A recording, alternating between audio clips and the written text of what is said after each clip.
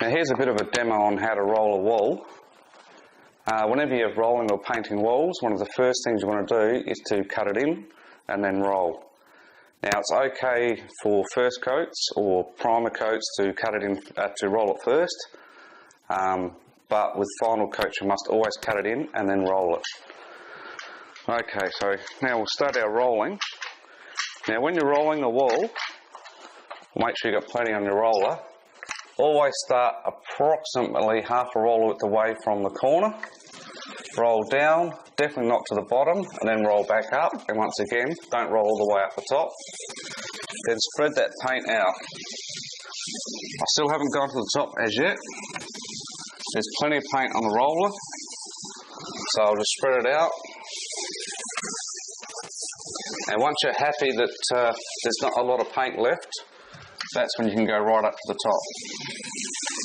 Then right down to the bottom.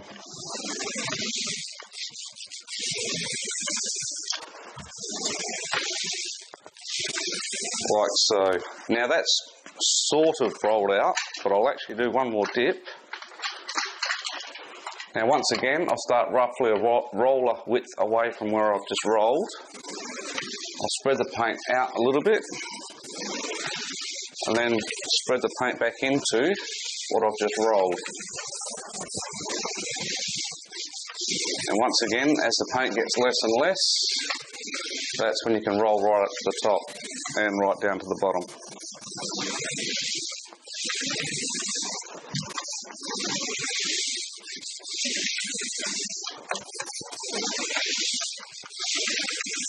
Okay, now I'm obviously left-handed, so I always work from left to right. But if you're right-handed, you'll probably want to work from your right to your left. Now I'll lay it off. Now I always start at the bottom. I roll up and then come back down. Now some people like to start from here and come down, and each time they're doing that, they're taking the roller out like this and then back up. So it's sort of a bit of a waste of time. I find it's just as easy to go from the bottom up, back down. Each time you're not worried about hitting the cornice.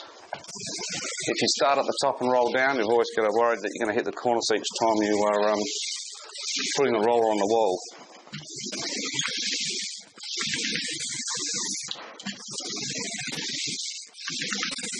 So now I've got to there. It's pretty well just repeat the same process. Once again, about half a roller width. Spread the paint out. I haven't got quite as much on this one, this dip.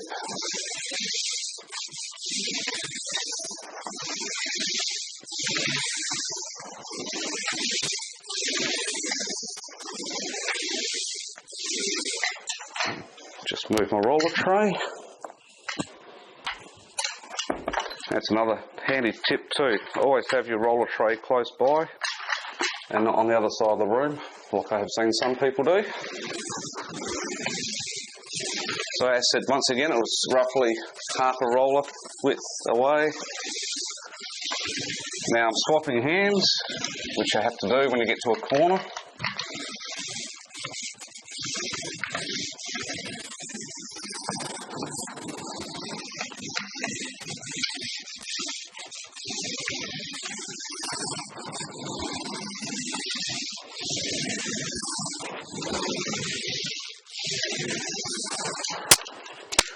Okay, so now I've got to roll it all out. Now there's two ways. Some people will like to go back from that corner back into what I've just done. It's not going to over matter. And when you're rolling this out, it's only lightly. You're lightly going back over the wall just to flatten the texture out of the roller. This way you'll end up with a smoother and even finish.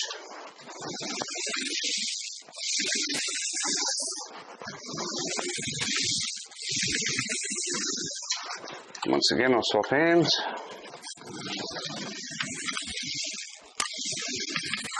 Well, start again.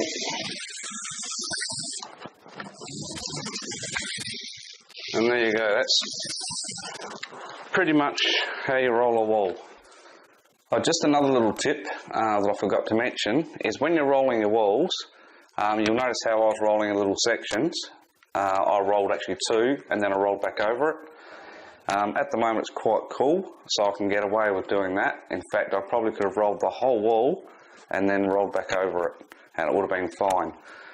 During warmer conditions, you may want to just roll one little section, then lay that section off, then start your next one and lay that one off, and obviously roll back into the one you've just finished. So yeah, it's just a little tip I've got to tell you, because obviously depending on weather conditions will depend on how you paint the wall.